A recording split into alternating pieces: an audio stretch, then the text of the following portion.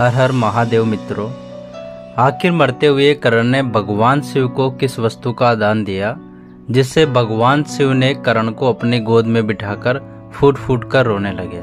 और कौन सा वरदान कर्ण को उनकी मृत्यु पर दिया था, यहाँ तक कि उनके गुरु परशुराम भी कर्ण की मृत्यु पर घोर विलाप करने लगे थे। दानवीर कर्ण एक महान शक्तिशाली योद्धा जिसने अपने पराक्रम से महाभारत युद्ध में स्वयं भगवान श्री कृष्ण को भी अपनी शक्ति से सम्मोहित कर लिया था।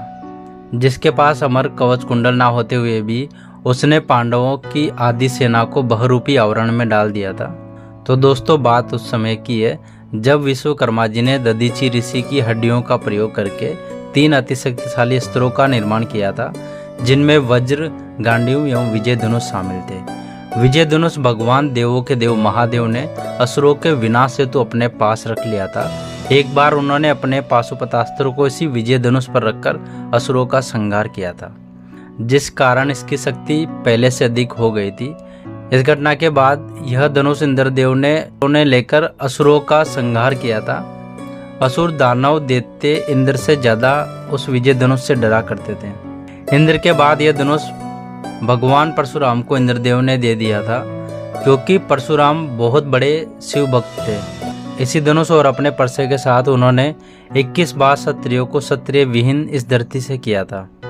जब कर्ण परशुराम से शिक्षा प्राप्त करने आए थे तो छल द्वारा उन्होंने शिक्षा प्राप्त की थी। कर्ण इतना लगन लगाकर शिक्षा ग्रहण करते थे कि परशुराम भी उन्हें अपना प्रिय शिष्य मानने लगे थे, और कर्ण के पराक्रम व मेहनत से प्रसन्न होकर उन्होंने विजय धनुष को कर्ण को दे दिया था। परंतु कर्ण के छल का पता लगने के बाद उन्होंने कर्ण को श्राप दे दिया था कि समय आने पर उसका प्रयोग नहीं कर पाएंगे।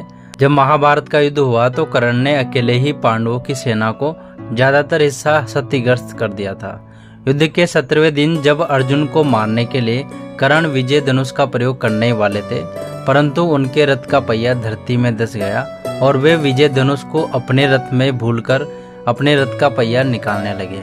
श्री कृष्ण ने कहा था कि जब तक कर्ण के पास उसका विजय धनुष है तब तक उसे मारना असंभव है, और श्री कृष्ण के संकेतानुसार अर्जुन ने तीर चलाकर कर्ण को मार डाला था।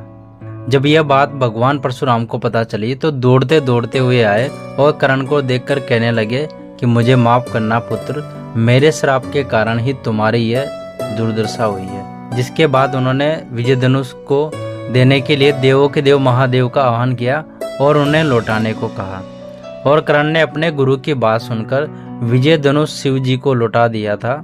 जिससे प्रसन्न होकर भगवान शिव ने कहा कि जब तक इस दुनिया में वीरों का नाम आएगा उसमें तुम्हारा नाम सर्वोपरि होगा। इसके बाद कर्ण वीरगति को प्राप्त हो गए। तो दोस्तों, इस प्रकार आप भी जानते हैं कि कर्ण की दानवीरता के किस्से और उनकी शक्ति का अनुमान। तो आपको पता चल ही गया होगा कि वो कितने शक्तिशाली थे और कितने बड़े दानवीर भी थे। यदि वीडियो आपको अच्छा लगा हो तो वीडियो को लाइक और शेयर और कमेंट करके जरूर बताएं, और हमारे चैनल को सब्सक्राइब जरूर करें और बेल आइकन को प्रेस कर दें ताकि आने वाली हर वीडियो का नोटिफिकेशन आपको सबसे पहले मिल सके। तो मिलते हैं ऐसी एक और फैक्ट वाली वीडियो में।